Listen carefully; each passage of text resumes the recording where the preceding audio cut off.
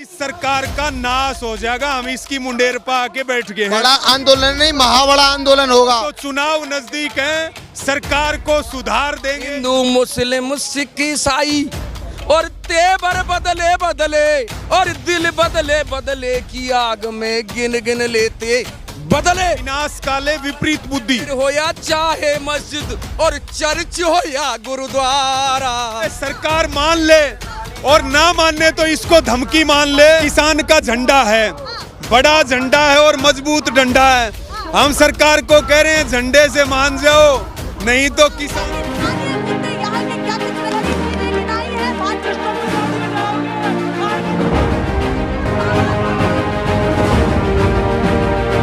National pillar, राष्ट्र सर्वोपरि। इस रामलीला मैदान से राकेश टिकैत ने सीधा ऐलान कर दिया है कि अब उससे भी बड़ा आंदोलन होने वाला है। हलचल तेज हो गई है कि क्या वाकई किसान कुछ बड़ा करने वाले हैं। 2024 से पहले सीधे जानने की कोशिश करती हूँ जो किसान यहाँ पर आए हुए हैं। और देखिए राकेश टिकैत वहां से निकलते हुए सीधे बयान देकर के सीधे निकलते हुए राकेश टिकैत एक बड़ा बयान देकर के निकल रहे हैं। और मैं चर्चा की शुरुआत करती हूँ कि क्या कहना है मेरे कि देश भर में बड़ा प्रदर्शन होने वाला है 2024 से पहले की। या तो किसान फांसी लाएगा या आंदोलन करेगा, दो ही है। और क्या करेगा किसान? रोज रोज मरने से तो एक बार मरना अच्छा है ना। बड़ा आंदोलन नहीं, महाबड़ा आंदोलन होगा। इतना बड़ा आंदोलन होगा कि पूरा देश अच्छे से देखेगा। से लोग आए हैं, क्या कहना है? पूरे देश भर से, अभी कुछ लोग नहीं आए हैं। आप यहाँ पे जो देख रहे हैं ना, आप यहाँ पे जो देख रहे हैं सैंपल भी नहीं है। ये इतना ट्रेलर है ये केवल, ये सैंपल भी नहीं है, ट्रेलर तो इससे भी बड़ा होगा। ये तो बस सैंपल है, अभी कुछ इतना बड़ा नहीं है। किसानों को एक सैंपल भी नहीं मान रहे हैं। लाखों करोड़ों किसान फिर से उतरने वाले। मैं आती हूँ लौट करके आपके पास और भी कुछ लोगों से जानती हूँ। आप बताइए क्या कहना है, क्या बड़ी तैयारी आपकी चल रही है फिर से?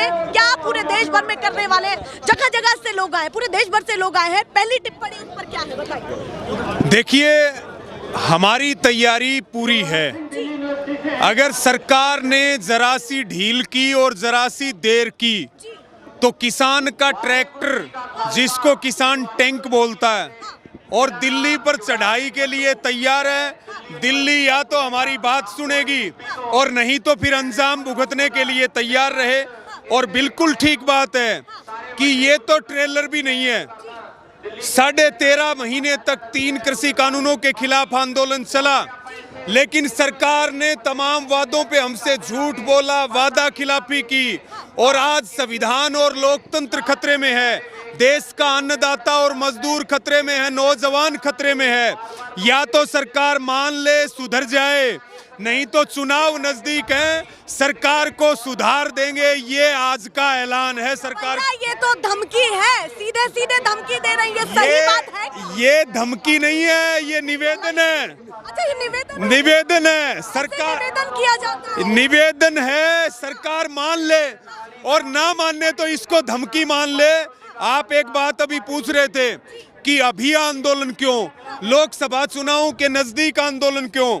एक पुरानी कहावत है, लोग कब टूटता है जब आंट में आता है तब। अब सरकार को आंट लगने वाली है और हम चोट मारेंगे। या तो सरकार मान जाएगी और नहीं तो सरकार बिखर जाएगी, ये तय है। अच्छा ये बताइए, कहीं ना कहीं ये भी कहा जा रहा है कि आपके आंदोलन का फायदा सीधे विपक्ष को होता है, उसमें राजनीति भी खोजी जाती है। उस पर भी क्या कहना है? जल्दी से देखिए बात ये है, विपक्ष अपना काम करेगा और जब सरकार के खिलाफ संघर्ष की जरूरत पड़ती है तो विपक्ष को सड़क से लेकर के सदन तक अपनी लड़ाई को लड़ना चाहिए। लेकिन इस सरकार ने सबकी बोलती बंद कर रखी है।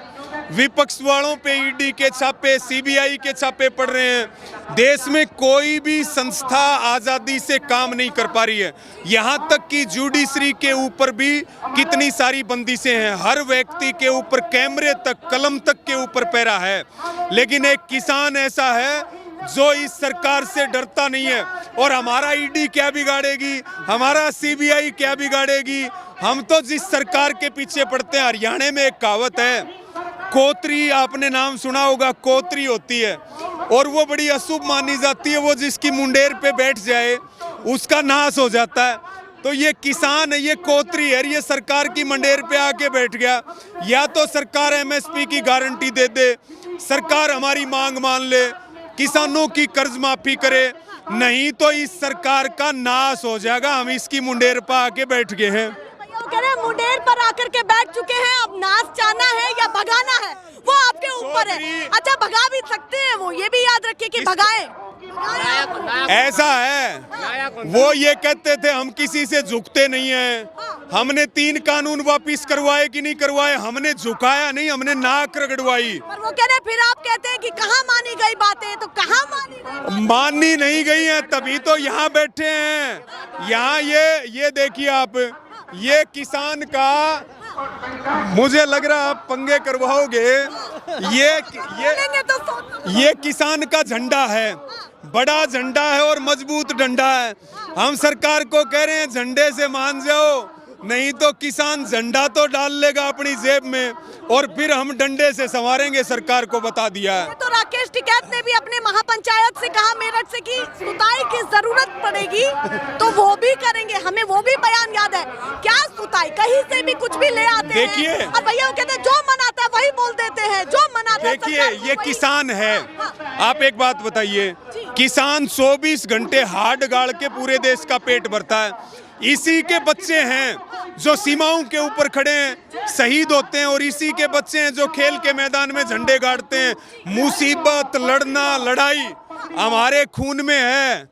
अगर हमें सरकार से लड़ाई करने का मौका ना मिले तो चाहे 2 भाइयों को आपस में लड़ाई करना पड़ो, हम लड़ाई पक्का करेंगे। लड़ाई के बगैर तो हमारा डीएनए रुक ही नहीं सकता। फिर वो कहेंगे कि भैया लड़ाकू व्यवहार है उसका, हम क्या कर? अन्याय के खिलाफ लड़ते हैं, शोषण के खिलाफ लड़ते हैं, और हम केवल अपने लिए थोड़ी लड़ रहे हैं, हम पूरे देश के लिए लड़ रहे हैं, लोकतंत्र के लिए लड़ रहे हैं, संविधान के लिए लड़ रहे हैं।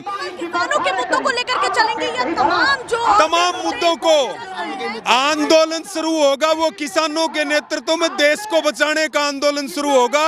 और हमारे यहाँ कहावत है, सरकार को दिन में तारे दिखा देंगे।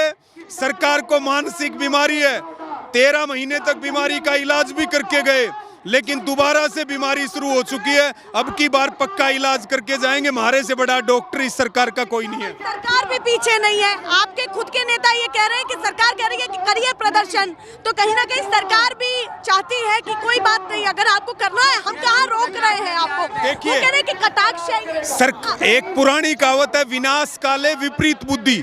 जब किसी का विनाश होना होता है तो उसकी बुद्धि विपरीत काम करती है। सरकार ने हमसे लिखित में वादे किए, सरकार ने मैनिफेस्टो में वादे किए। हम कोई सोने चांदी जवाहरात थोड़ी मांग रहे हैं, हम अपने फसलों की एमएसपी मांग रहे हैं। वो हमारा लोकतांत्रिक अधिकार है, हम लेकर के रहेंगे, चाहे सरकार जो करे। सरकार जो करे, हम अपना अधिकार लेके रहेंगे। सरकार नहीं देगी तो सरकार के खिलाफ जंग लड़ेंगे, लड़ाई लड़ेंगे, लेकिन पीछे नहीं बैठेंगे। दिख रहे हैं, ये तीखे तेवर दिख रहे हैं। पंडित जी बताइए, तीखे तेवर दिख रहे हैं। और इससे और एक बात और, जब पंडित जी हमारे साथ खड़े हैं तो हमें डर किस बात का है, चिंता काहे कर रहे हैं, लड़ेंगे सब मिल। सीधे उद्घाटन हो चुका है, लड़ाई का उद्घोष हो चुका है। देखिए, आपने देखा होगा जब भी किसान प्रताड़ित हुआ है वो हर सरकार के खिलाफ लड़ा है। आप सरकार में हो ना, आप सरकार से ही तो मांगे। गलत क्या मांग रहे हैं हम? क्या गलत मांगा? एमएसपी मांग रहे हैं ना। जब जूती बनती है ना, जूती का पहले रेट निर्धारित होता है कि इतने में जूती बिकेगी, लेकिन किसान जो अपना अन्न पैदा करता है ना, उसका कोई रेट निर्धारित नहीं होता। उसका रेट निर्धारित व्यापारी करते हैं, जो 4 व्यापारी पूरे देश को खरीद देते हैं। ऐसा शोषण बहुत चल लिया। इससे अच्छा तो आपने देखा होगा, अंग्रेज थे, वो मारते थे तो पानी तो पिलाते थे, ये मारते पानी मिल पाए, रोने भी नहीं देते। तैयारी तो पूरी है आपके तेवरों के साथ, तीखे तेवर के साथ बात कर रहे हैं। अभी आपके भैया जी कह के गए हैं कि भैया झंडे में डंडा भी है। क्या करें भैया, इस डंडे का क्या? आपको एक बात पता होना चाहिए, मरता क्या नहीं करता जब किसान मरने जा रहा है। नहीं मरने, और क्या, जब किसान पे कर्जा हो रहा है, रात दिन छापे पड़ रहे हैं लाइट के। आपने जब यूपी में आपकी सरकार आई थी, आपने कहा था कि हम जो किसानों का बिल माफ करेंगे, तो आपने तो और रेट बढ़ा दिया। अब किसान क्या फांसी लगा ले। आपने हमारे, आप जेवर से हूँ मैं, जेवर एयरपोर्ट बनाया आपने क्या विकास किया, हमने क्षेत्र में ये किया वो क्या किया, आपने शोषण किया लोगों का। 2013 में कानून जो कांग्रेस ने बनाया था उसका भी पालन नहीं किया, आपने 2 गुना दिया।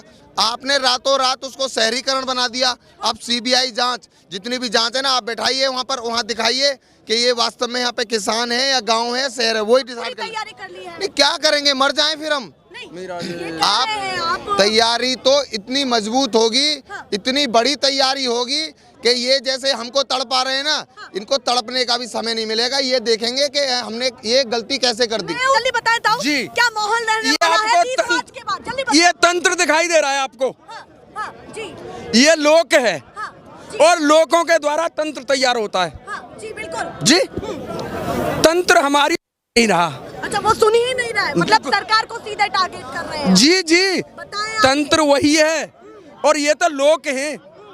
जब संसद आवारा हो जाए तो सड़क ही उसे सुधारती है। जी,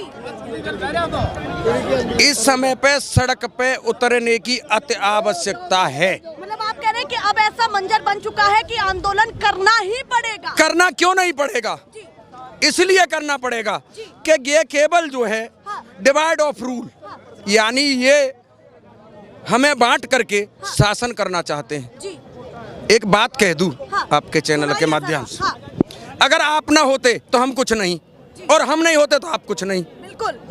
अगर न मिलते भैया, अगर न मिलते इस जीवन में और लेते जन्म दोबारा, जन्म जन्म का साथ है हमारा तुम्हारा, हमारा तुम्हारा। तो ये साथ सुनो। सरकार के साथ क्यों नहीं होता है? प्यार हाँ, बढ़ाइए थोड़ा सा। सुनिए सुनिए, ये क्या कर रहे हैं? मंदिर हो या चाहे मस्जिद,